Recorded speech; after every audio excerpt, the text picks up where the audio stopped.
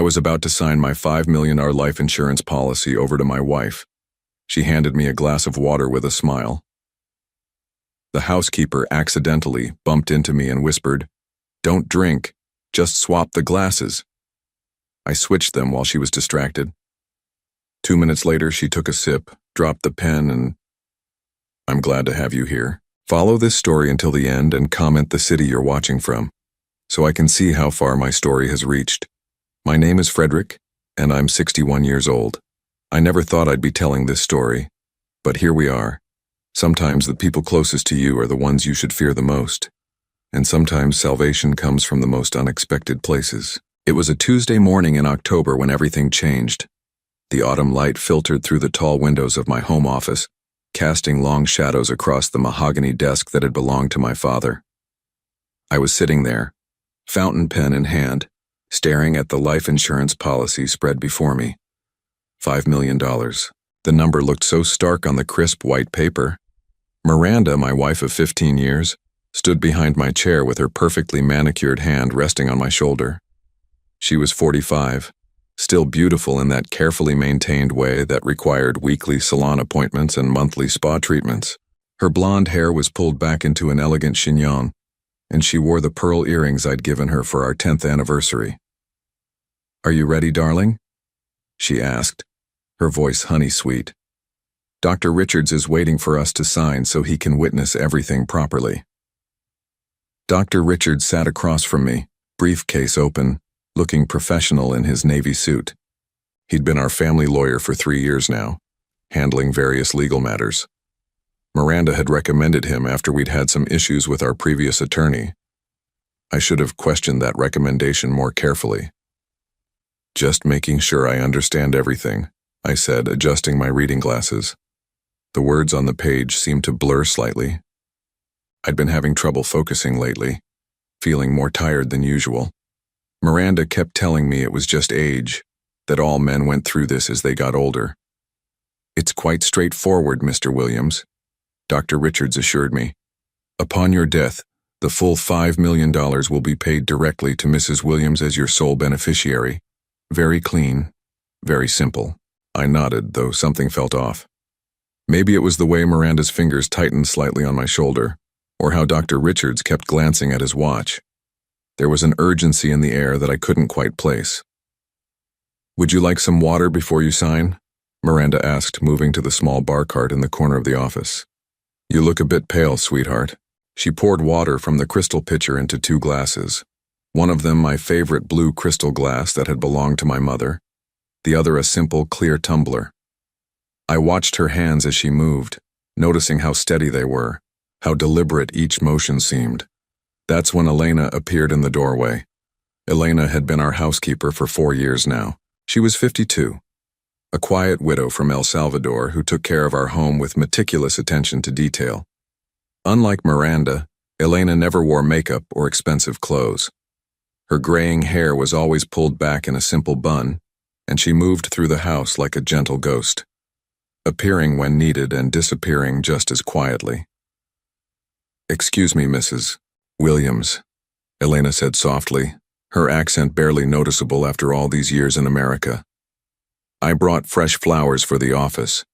She carried a small vase of white roses, the ones she'd been growing in our back garden. Elena had a gift with plants. Everything she touched seemed to bloom. The roses were perfect, each petal pristine white with just a hint of pink at the edges. Miranda waved her hand dismissively. "Just put them anywhere, Elena. We're in the middle of something important." But as Elena approached the desk to place the flowers, something extraordinary happened. She stumbled, or at least it looked like a stumble. The vase tilted, and in her effort to catch it, she bumped into me. In that moment, as she steadied herself with one hand on my arm, she leaned close to my ear. "Don't drink," she whispered, so quietly I almost thought I'd imagined it. "Just swap the glasses." My heart stopped. Elena straightened up immediately, apologizing profusely in Spanish and English, fussing over the flowers that hadn't actually spilled. But her dark eyes met mine for just a second, and in that glance, I saw something that chilled me to the bone. Fear. Fear for me. Miranda rushed over, irritation flashing across her features. Elena, please be more careful. Can't you see we're conducting business? I'm so sorry, Mrs. Williams. So sorry, Mr. Williams. I'll clean this up and leave you alone. But the damage was done. Elena's whispered words echoed in my mind as she fussed around the desk, straightening papers and adjusting the flower vase. Don't drink, swap the glasses. What did she know that I didn't? Miranda returned to the bar cart, picking up both glasses of water. Here you go, darling, she said, handing me the blue crystal glass. My mother's glass, the one she'd poured first. My hand trembled slightly as I took it. Elena was still in the room, now dusting the bookshelf behind Dr. Richards, but I could feel her presence like a guardian angel. Whatever she'd seen, whatever she knew, it had been important enough for her to risk everything by warning me. Thank you, I managed to say to Miranda, my voice sounding strange to my own ears. Miranda picked up her own glass and raised it slightly. To our future security, she said with a smile that didn't reach her eyes. That's when I made the decision that would save my life. As Miranda turned to say something to Dr. Richards about the paperwork, I quickly switched our glasses. The blue crystal glass went to where hers had been, and I took the clear tumbler. My heart was pounding so hard I was sure everyone could hear it. Elena caught my eye from across the room and gave the tiniest nod of approval before looking away. Miranda turned back to me, glass in hand. Shall we toast before you sign? Of course, I said, raising my glass, the clear one that had originally been hers. We both lifted our glasses to our lips. I pretended to sip, barely letting the water touch my tongue. Miranda, however, took a real drink. A generous sip from what she thought was her own glass but was actually mine. For a moment, nothing happened. Dr. Richards was organizing papers, talking about witnessing requirements. Miranda set her glass down and moved to stand behind me again. Whenever you're ready, Frederick, she said. I lifted the pen, my hand shaking slightly, but before I could touch it to paper, Miranda made a small sound, almost like a hiccup. I looked up to see her face had gone pale. Are you all right, dear? I asked, though something cold was spreading through my chest. She started, then her hand went to her throat. I feel dizzy. Dr. Richards looked up sharply from his paperwork. Miranda, what's wrong? She swayed on her feet, one hand gripping the back of my chair. Something's not right, I feel. Her words became slurred, her eyes unfocused. And then she collapsed. The pen fell from my hand as I jumped up to catch her, but she was already on the floor, unconscious. Dr. Richards was on his feet, his face white with panic. Call 911, he shouted, dropping to his knees beside Miranda. But I couldn't move. I stood there staring down at my unconscious wife, Elena's words echoing in my mind. Don't drink. Swap the glasses. Elena appeared at my side as if from nowhere. I'll call the ambulance, she said quietly, but her eyes weren't on Miranda. They were on me, filled with something I was only beginning to understand. Relief. As sirens wailed in the distance and Dr. Richards performed CPR on my wife, one thought kept running through my head like a prayer. Elena had saved my life. But from what? And more terrifying still, from whom? The woman I'd been married to for 15 years lay unconscious on my office floor, and I was beginning to realize I might not know her at all. The hospital waiting room smelled of disinfectant and fear.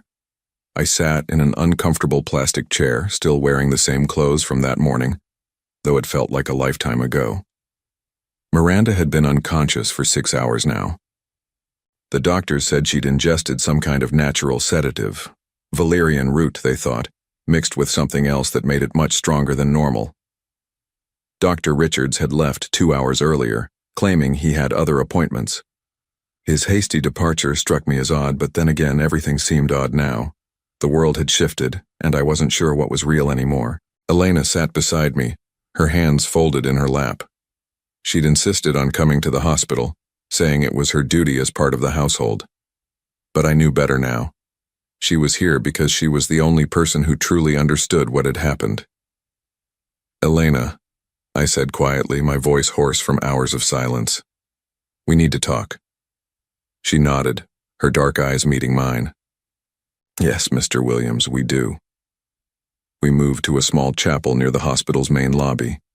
It was empty except for a few wooden pews and a simple cross on the wall. The silence here felt different, peaceful rather than tense. You saved my life today, I said, settling onto a pew beside her. You knew something was in that glass. Elena's weathered hands twisted in her lap. She'd removed her apron when we left the house, and without it she looked smaller, more vulnerable. But her voice was steady when she spoke. Mr. Williams, I need to show you something. I should have shown you weeks ago, but I was scared. I didn't know if you would believe me. She reached into her small black purse and pulled out a composition notebook, the kind children use in school. It was filled with Elena's careful handwriting, dated entries going back months. I started writing things down in January, she said, opening to the first page. At first I thought maybe I was imagining things, but then it happened too many times to be coincidence. I took the notebook with trembling hands. Elena's English was much better written than spoken, each entry clear and detailed. January 15th. Mrs. Williams put something in Mr. Williams's morning tea. He complained of feeling dizzy at breakfast. She said it was just his blood pressure. January 22nd.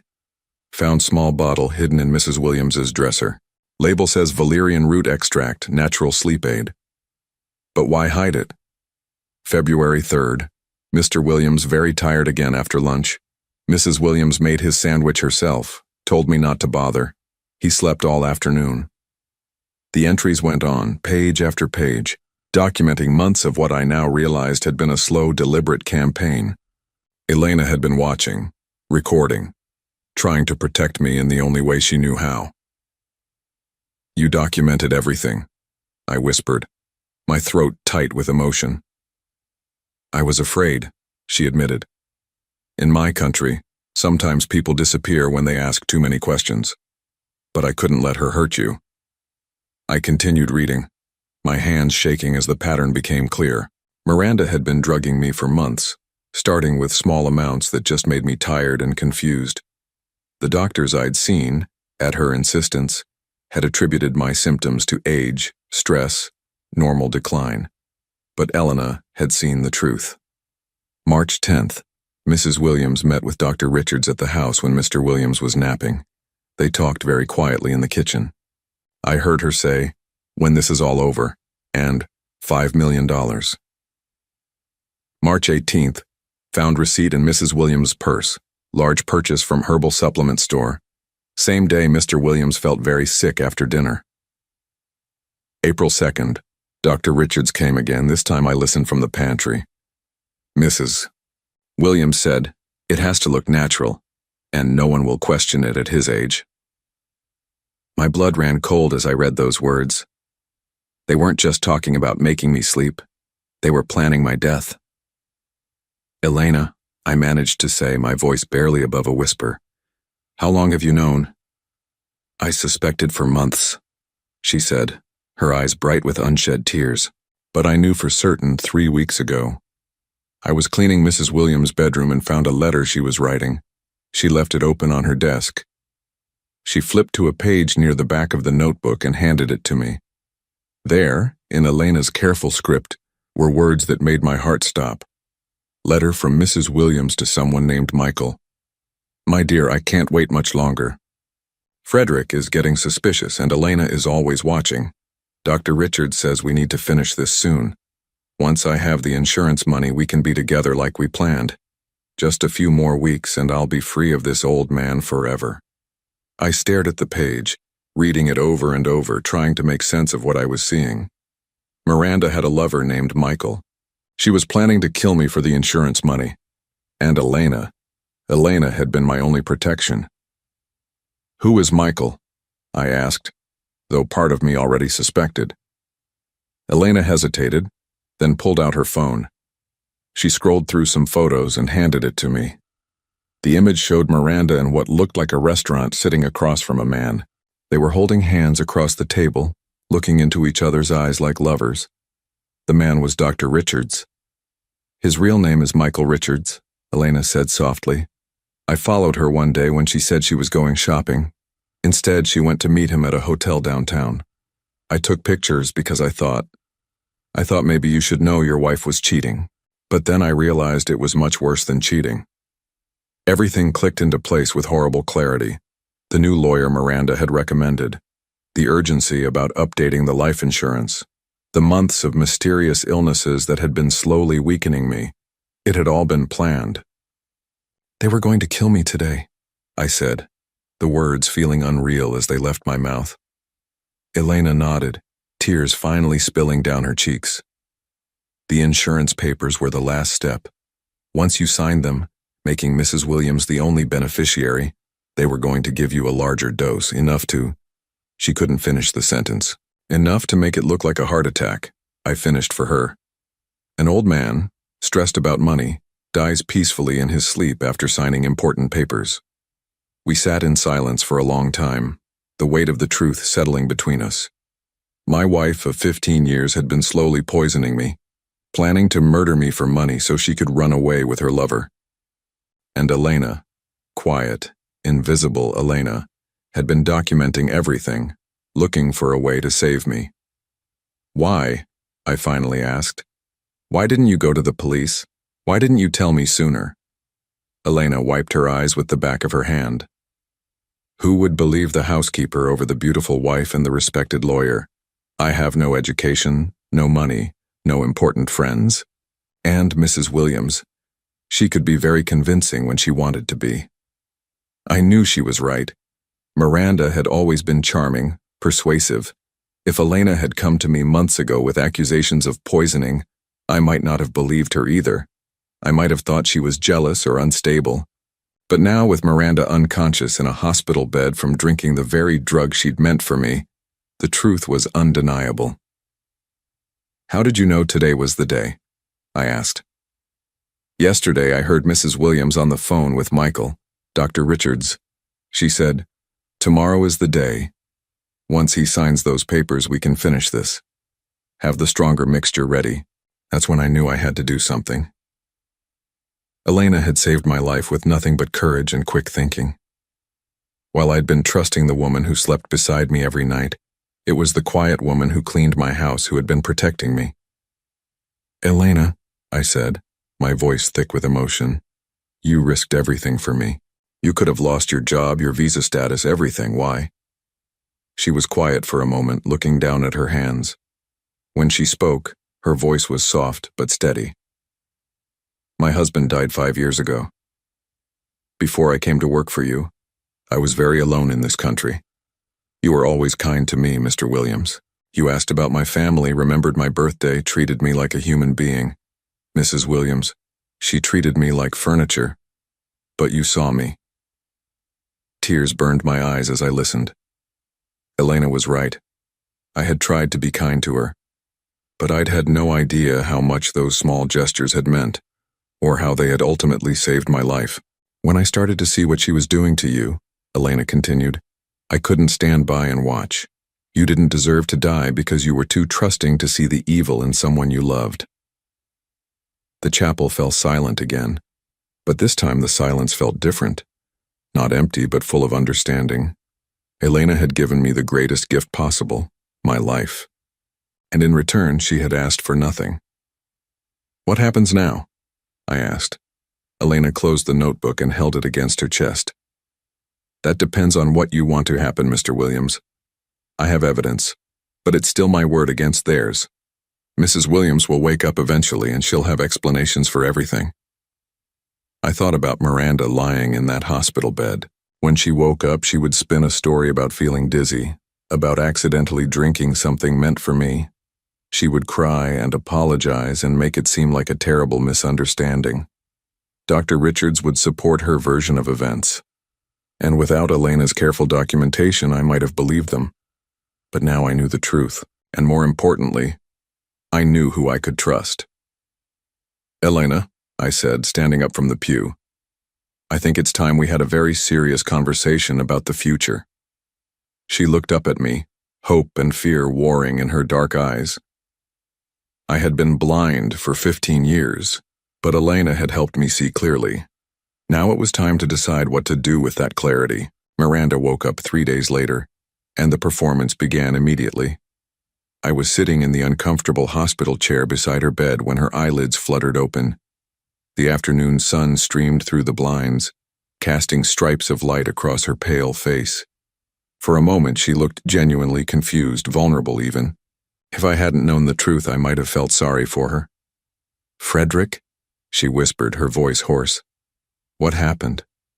Where am I?" She was good. Even knowing what I knew now, I had to admire her acting ability. The confusion in her blue eyes looked completely genuine. "You collapsed at home," I said, carefully studying her face. "You've been unconscious for 3 days." Miranda's hand went to her throat and she winced as if in pain. I remember feeling dizzy. "Did I hit my head when I fell?" "No," I said. "The doctors say you ingested something, a natural sedative, valerian root." I watched for any flicker of recognition, any tell that would give her away. But Miranda was too practiced for that. Her brow furrowed in perfect confusion. "Valerian root? But I don't take anything like that. I've never even heard of it." She struggled to sit up, and I automatically moved to help her, old habits dying hard. "Frederick, I don't understand. How could I have taken something I've never heard of?" The nurse entered the room just then, a middle-aged woman with kind eyes and efficient movements. "Oh, good, you're awake. How are you feeling, Mrs. Williams?" "Confused," Miranda said, and that at least was probably true. "The doctor says I took some kind of herbal supplement, but I don't remember taking anything." The nurse checked Miranda's vitals and made notes on her chart. Memory gaps aren't uncommon after this kind of incident. The important thing is that you're stable now. "Doctor, Martinez will want to see you in about an hour." After the nurse left, Miranda reached for my hand. Her fingers were cold and I noticed how they trembled slightly. Whether from fear or lingering effects of the sedative, I couldn't tell. "Frederick, I'm scared," she said, her voice small. "What if someone poisoned me? What if they were trying to hurt us both and I accidentally drank something meant for you?" It was a clever deflection. I had to give her that. Turn herself into the victim while planting the seed that someone else was the real threat. But I wasn't the same trusting man I'd been 3 days ago. "Who would want to hurt us?" I asked, keeping my voice neutral. Miranda's grip on my hand tightened. "I don't know, but Frederick, we need to be careful. Maybe we should cancel that insurance policy until we figure out what happened." There it was, her first real mistake. The insurance policy hadn't been mentioned since she'd collapsed. If she truly had no memory of recent events, how would she even remember we'd been about to sign it? I pulled my hand away gently. "Miranda, I need to ask you something, and I want you to be completely honest with me." Something flickered in her eyes then, just for a second, and I saw the calculation behind the confusion. But she recovered quickly. "Of course, darling. What is it? Do you know anyone named Michael?" The color drained from her face so completely that for a moment I thought she might faint again, but she rallied, forcing a weak smile. "Michael? That's such a common name." "Michael who?" "Michael Richards." This time she couldn't hide her reaction. Her breath caught and her hand went instinctively to her chest. She opened her mouth to speak, then closed it again, clearly struggling to find the right words. "Frederick," she finally said, her voice barely above a whisper. "Where did you hear that name?" I reached into my jacket pocket and pulled out Elena's notebook.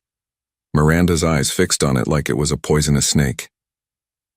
"Elena has been watching you for months," I said quietly. "She documented everything, Miranda. The gradual poisoning, the secret meetings, the planning, all of it." Miranda stared at the notebook, and I watched as her carefully constructed facade began to crumble. The confusion in her eyes was replaced by something harder, more calculating. "Elena," she said, and the way she pronounced the name made it sound like a curse. "That woman has always been jealous of me. Frederick, surely you can't believe the word of a housekeeper over your own wife." "She has photos," I said. Miranda's composure cracked completely then. She pushed herself up in the hospital bed, her face flushed with sudden anger. Photos of what? Of me having lunch with our lawyer? Frederick, Michael Richards is our attorney. Of course I've met with him. At the Marriott downtown? In the restaurant where you were holding hands and looking at each other like lovers? Miranda's mouth opened and closed soundlessly. For the first time since I'd known her, she seemed to be at a complete loss for words. I saw the letter too, I continued, my voice still calm despite the storm of emotions inside me. The one where you called me this old man and talked about being free once you had the insurance money. The transformation was startling. The vulnerable, confused woman in the hospital bed disappeared completely, replaced by someone I didn't recognize. Miranda's face hardened, her blue eyes turning cold as winter ice. Fine, she said, her voice sharp as a blade. You want the truth? Here's the truth, Frederick. Yes, I've been seeing Michael. Yes, we love each other. And yes, I wanted out of this marriage. The admission hit me like a physical blow, even though I'd been expecting it. Hearing her say it out loud, seeing the lack of remorse in her eyes made it real in a way that reading about it hadn't. But poisoning me? I asked. Planning to kill me? Miranda laughed, a harsh sound that had no humor in it. Kill you? Frederick, don't be so dramatic. I was just giving you a little help sleeping. You've been so stressed lately, so worried about money and aging. I was helping you relax, with doses large enough to eventually stop my heart. Her eyes flashed with something dangerous. You can't prove that. And even if you could, who's going to believe it? A confused old man manipulated by his jealous housekeeper against his loving wife? I stared at her. This woman I'd shared a bed with for 15 years, and realized I was looking at a complete stranger. The Miranda I thought I'd married had never existed at all. You're right, I said finally. It would be hard to prove in court. Good thing I'm not planning to take it to court. Miranda frowned, uncertainty creeping back into her expression. What do you mean? I stood up, tucking Elena's notebook back into my jacket. I mean, I'm done, Miranda. I'm filing for divorce. You can keep fighting for the insurance money if you want, but you won't get it. I'm changing all my beneficiaries. You can't do that. She struggled to get out of bed, but the IV line and her weakness kept her trapped. Frederick, we can work this out. I made a mistake with Michael, but I still love you. We can go to counseling. We can... You tried to kill me, I said simply. There's no coming back from that. Miranda's face cycled through a range of emotions, anger, desperation, calculation. Finally, she settled on rage. You'll regret this, she spat. I'll take you for everything you have. I'll destroy you, Frederick. I'll make sure everyone knows what kind of man you really are. I walked toward the door, then paused and looked back at her. She was sitting up in the hospital bed, her blonde hair disheveled, her face twisted with fury. She looked like a beautiful monster. The kind of man who was saved by his housekeeper because she cared enough to protect him, I said. I think I can live with that reputation. I left her there, screaming threats at my retreating figure. But for the first time in months, I felt free. Elena was waiting in the hospital lobby, sitting quietly in a chair by the window. She stood when she saw me, her dark eyes searching my face. How did it go? She asked. About as well as you'd expect, I said. She admitted everything, then threatened to destroy me when I told her I was filing for divorce. Elena nodded as if she'd expected nothing less. What will you do now? I looked at this woman who had saved my life, who had asked for nothing in return, who had shown me more loyalty than my own wife. Elena, who tended my garden and brought fresh flowers to brighten my office. Elena, who remembered my coffee preferences and noticed when I seemed tired. Elena, who had seen me as a human being worth protecting when my own wife had seen me as nothing more than a bank account. I'd like to take you to dinner, I said, if you're willing. I think we have a lot to talk about. Elena's face lit up with the first real smile I'd seen from her in months. I would like that very much, Mr. Williams. Frederick, I corrected gently. Just Frederick. As we walked out of the hospital together, I felt like I was walking into a completely new life. Behind me lay 15 years of lies and betrayal. Ahead lay uncertainty, but also possibility. And beside me walked the woman who had given me the chance to have a future at all. The restaurant Elena chose was nothing like the places Miranda used to insist on. No crystal chandeliers or white tablecloths here, just warm lighting, comfortable wooden tables, and the smell of authentic Mexican food. Elena had suggested it hesitantly, worried it wasn't fancy enough, but it was perfect. For the first time in years, I was somewhere that felt real. We sat across from each other in a corner booth, 2 cups of coffee growing cold between us as we talked. Elena had changed out of her usual work clothes into a simple blue dress that brought out the warmth in her dark eyes. Without the formality of our employer-employee relationship between us, I was seeing her differently. Not as my housekeeper, but as the remarkable woman who had saved my life. You know, I said, stirring sugar into my coffee, I realized today that I don't know very much about you. In 4 years, I never asked about your life before you came to work for us. Elena looked down at her hands. You were always kind to ask about my family, about my day. That was more than most employers do. But I never asked about your dreams, your hopes. I never asked what you wanted from life. She was quiet for a long moment, and I wondered if I'd overstepped somehow. But when she looked up, her eyes were thoughtful rather than uncomfortable. I wanted to be a teacher, she said softly. Back in El Salvador, I taught elementary school for 12 years. I loved those children, loved watching their faces when they understood something new. Why did you leave? Elena's expression grew sad. My husband, Carlos, was a journalist.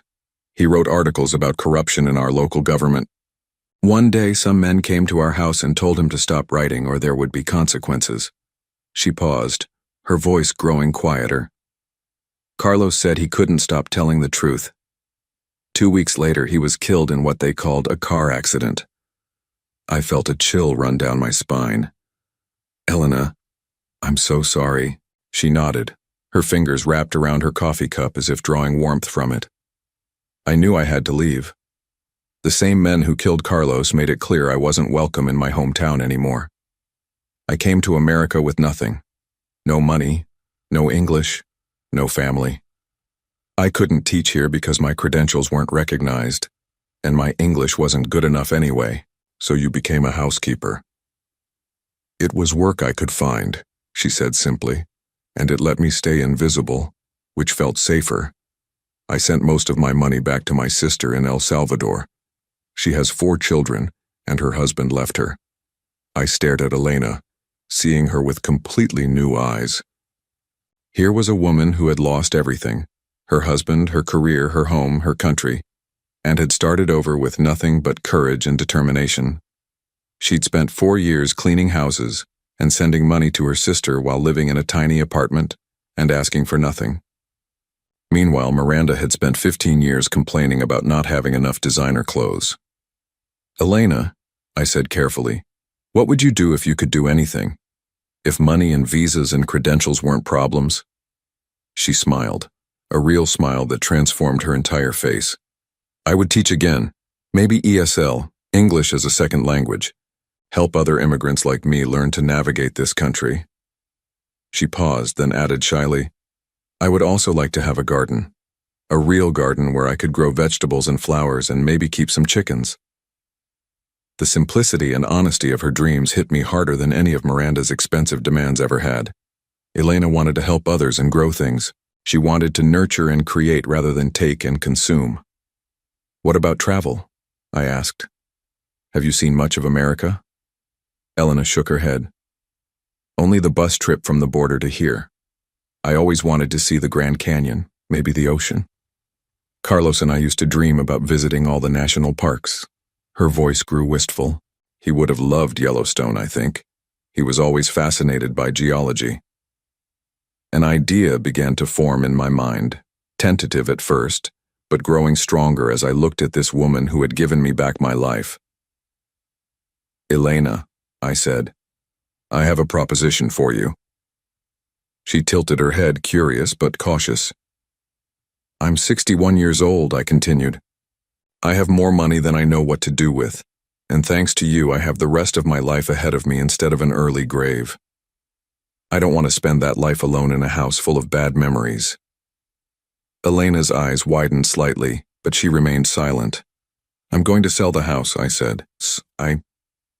All of it. The house, most of the furniture, everything that reminds me of Miranda. I want to travel, see the country, maybe find a small place somewhere peaceful to settle down. That sounds wonderful, Elena said softly. I want you to come with me. The words hung in the air between us. Elena stared at me, her coffee cup frozen halfway to her lips. Mr. Williams, Frederick, I corrected. And I don't mean as my employee. I mean as my companion, my friend. I paused, then decided to be completely honest. As someone I'm hoping might become much more than that, given time. Elena set down her cup with trembling hands. Frederick, you don't owe me anything. I didn't save you because I wanted a reward. I know that, I said. That's exactly why I'm asking. Elena, you've shown me what real loyalty looks like, what genuine care looks like. You've shown me that there are still good people in the world. I don't want to lose that. She was quiet for so long that I began to worry I'd misread everything, that I'd made her uncomfortable with my proposal. But when she finally spoke, her voice was thick with emotion. You would do that? Give up your life here to travel with me? What life? I asked. Elena, that house is just a building full of lies.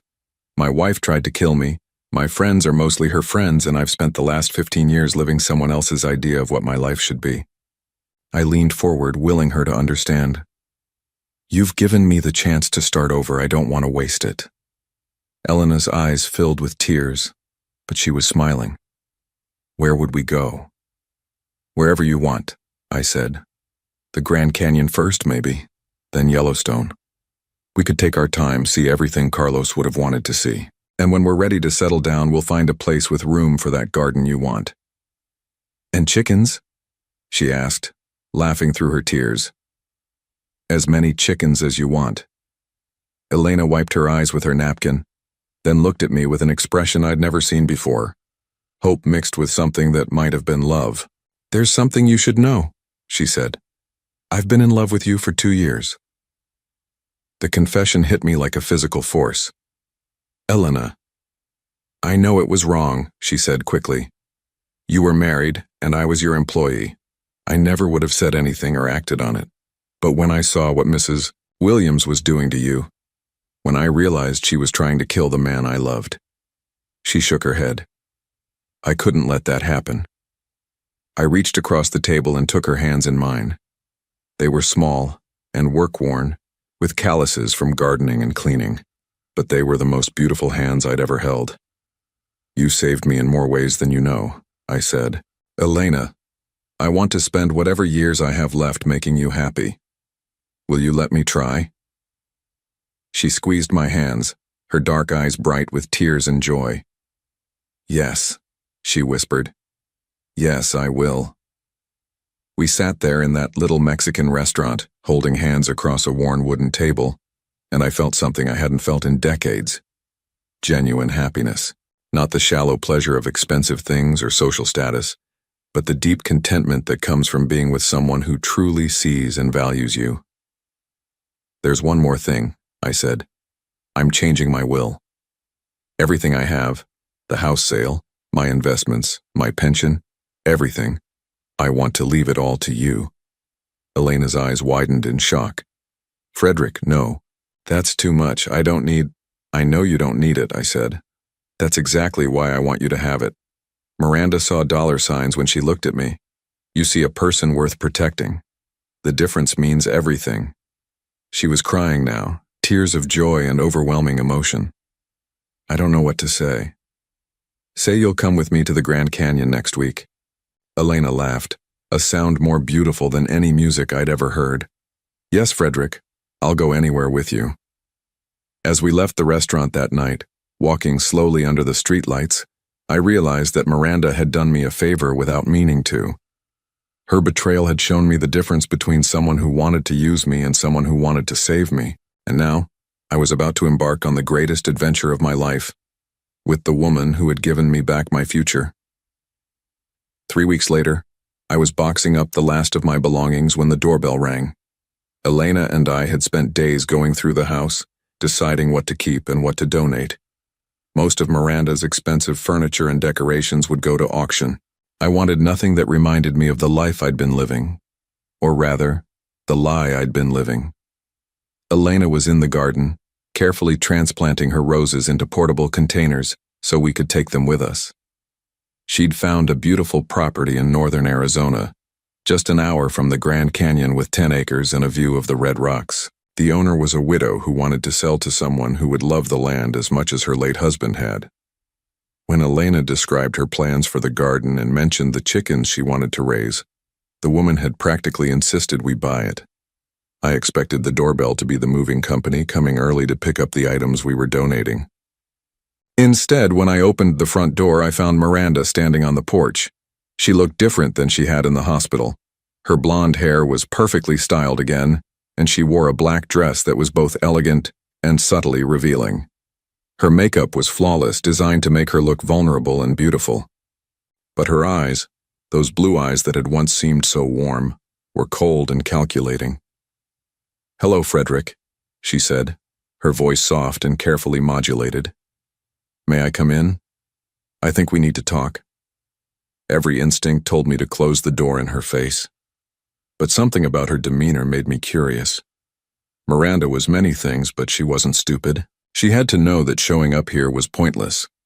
The divorce papers had been filed, the will had been changed, and I'd already canceled the life insurance policy she'd been so eager for me to sign. "5 minutes," I said, stepping back to let her enter. Miranda walked into the living room and looked around at the boxes and empty spaces where her expensive art used to hang.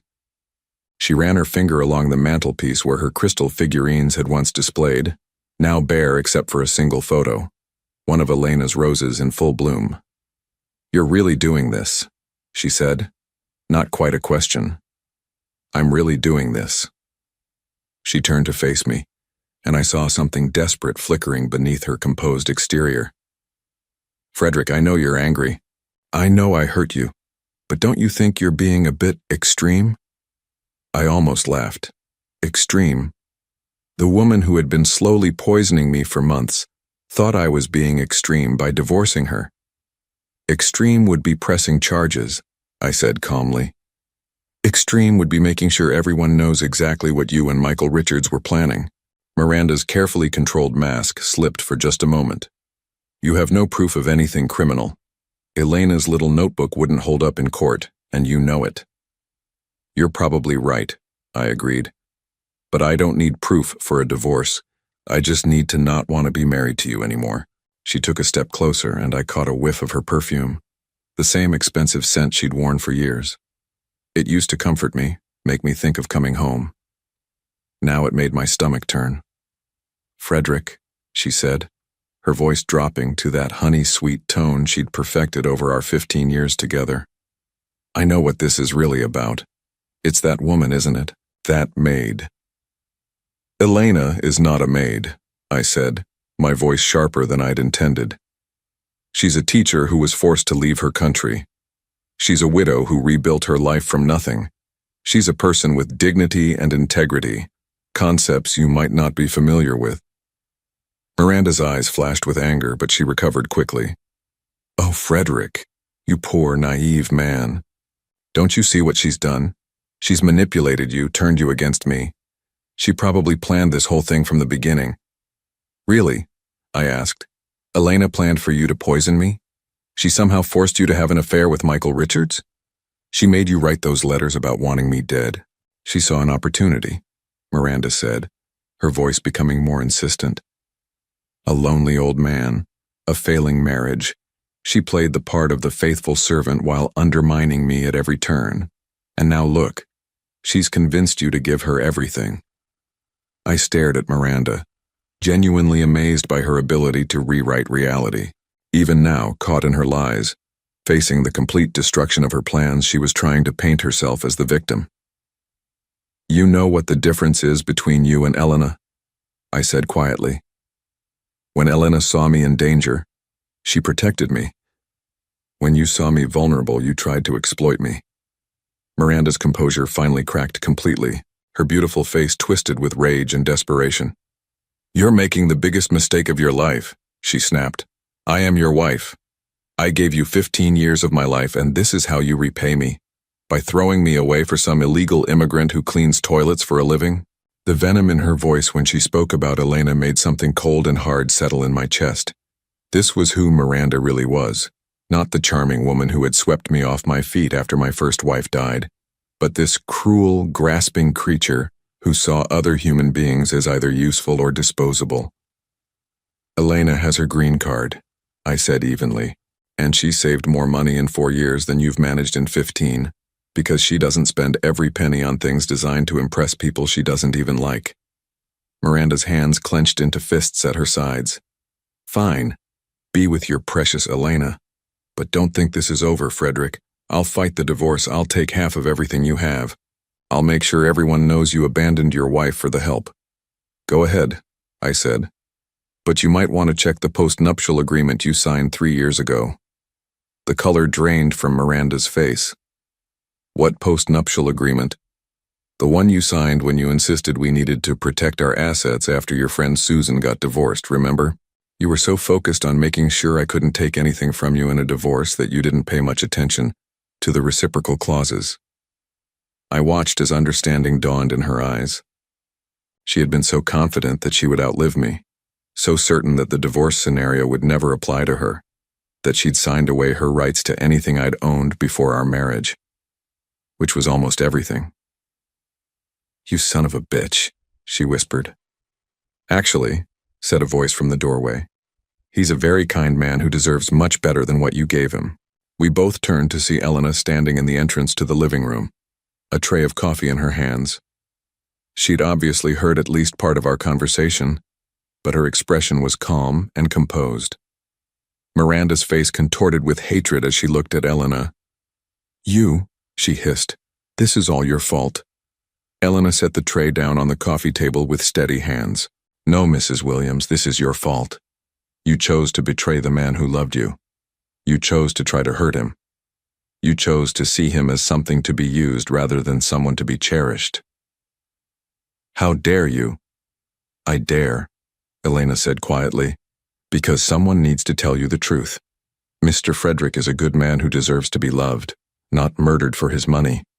Miranda took a step toward Elena, her face flushed with rage. "You manipulative little—" "That's enough," I said, moving to stand between them. "Miranda, you need to leave. Now." For a moment I thought she might actually attack Elena. Her whole body was trembling with fury, her hands raised as if she wanted to strike. But then she seemed to remember where she was, what she was doing. "This isn't over," she said, her voice low and threatening. "You'll both regret this." She turned on her heel and stalked toward the door, but paused at the threshold to deliver one final blow. "When you're old and sick and dying, Frederick, and she's counting the money you left her, remember that I was the one who loved you first."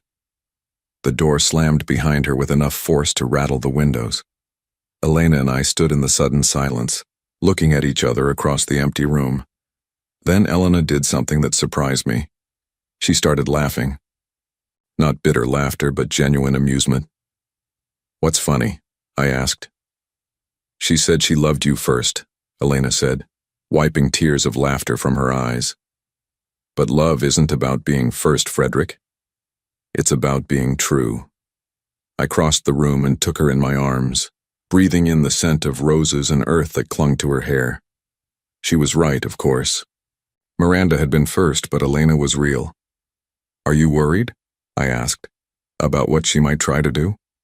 Elena looked up at me, her dark eyes serious but unafraid. "Let her try," she said. "We have truth on our side." "And Frederick?" "Yes." "We have each other." Outside, I heard the sound of Miranda's car driving away, taking with it the last remnant of the life I used to live. Tomorrow, Elena and I would begin our drive to Arizona, to the red rocks and wide skies where we would build something new together. I wasn't afraid of Miranda's threats anymore. 2 years later, I woke up to the sound of chickens clucking outside my bedroom window and Elena humming softly in the kitchen. For a moment, I just lay there, savoring the peace of it. No tension, no undercurrent of manipulation, no walking on eggshells. Just the simple pleasure of knowing that the person I loved was happy and safe. Our house in Arizona was nothing like the mansion I'd shared with Miranda. It was smaller, simpler, with adobe walls and wooden beams that Elena had insisted we install ourselves. A house should be built with love, she'd said, and somehow we'd managed it. Despite my complete lack of construction experience and her tendency to laugh at my attempts to use power tools, I pulled on my robe and walked to the kitchen, where Elena was making coffee in the French press she'd bought at a local market. She wore a simple cotton dress and had her hair pulled back in a braid. At 54, she was more beautiful than ever, her face glowing with contentment and purpose. "Good morning, mi amor," she said, rising on her tiptoes to kiss my cheek. Even after all this time, the endearment made my heart skip. "Good morning, beautiful. How are the chickens?" Elena laughed. "Henrietta laid 3 eggs this morning. I think she's showing off for the new rooster." We'd named all 12 chickens, much to the amusement of our nearest neighbor, Tom, who lived a mile down the road.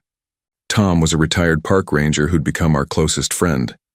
He'd helped us learn about desert gardening and had taught Elena to drive my old pickup truck, since she'd never learned to drive in El Salvador. "Speaking of showing off," I said, pouring coffee into my favorite mug, a simple ceramic piece Elena had made in the pottery class she'd started taking in town. "Are you ready for today?" Elena's eyes lit up. Today was special. The local community college was officially announcing her as their new ESL instructor. It had taken a year and a half of night classes for Elena to get her teaching certification recognized in the United States, but she'd never complained about the work. If anything, she'd thrived on it. "I'm nervous," she admitted. "Teaching American students will be different than teaching children in El Salvador." "You'll be wonderful," I assured her. "You've been tutoring Maria and her family for 6 months. Have you seen how much their English has improved?" Maria was a young mother from Guatemala who worked at the local diner. Elena had started helping her with English after overhearing her struggle to communicate with customers. Word had spread through the immigrant community, and soon Elena was running informal English classes in our living room twice a week. The community college had noticed Elena's work and offered her the position after their previous ESL teacher moved away. The pay wasn't much, $18 an hour. But Elena had cried with joy when they offered it to her. She'd said it was like getting her life back. We sat on our back porch, drinking coffee and watching the sunrise paint the red rocks in shades of gold and crimson.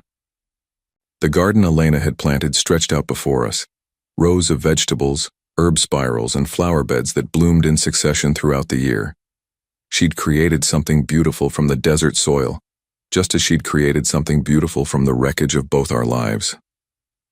"Frederick," Elena said suddenly, her voice thoughtful, "do you ever regret it, leaving your old life behind?"